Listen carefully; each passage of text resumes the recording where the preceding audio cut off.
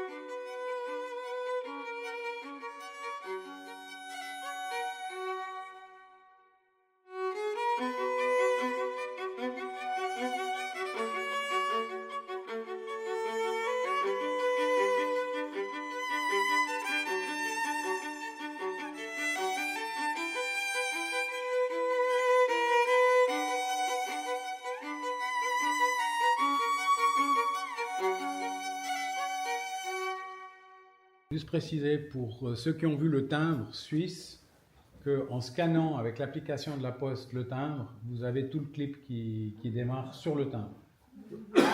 Jamais. Et alors, pour attendre le groupe qui est dans le bus et pour vous réveiller un peu, nous allons passer donc, Marc, si tu peux en dire quelques mots, la marche du four. Oui, alors ça fait plusieurs années qu'on fait des recherches pour se dire, mais tiens, il y a eu la marche du général Guisan, mais général Dufour, il n'y en a pas. Et on a fait des recherches, puis tout d'un coup, il y a le directeur de la musique de marche des Vieux Grenadiers de Genève qui nous l'a trouvé, et avec une autre dame qui a une association dans la maison du four qui s'appelle Musique et Parfum, on a retrouvé la partition et surtout où elle était. Et il s'avère qu'on est tombé sur la petite fille du compositeur qui s'appelait Fritz Schory, qui a fait une marche du four en 1940 sous l'alias Julius Meister. Et ces gens-là, on les a invités à la maison du four et ils ont été tellement contents qu'ils nous ont offert l'original de la partition. Et maintenant, on l'a fait jouer un peu partout par différentes formations. Et là, vous avez la soirée de gala qui avait été donnée par la musique municipale de la ville de Genève au mois de juin. C'était en ouverture.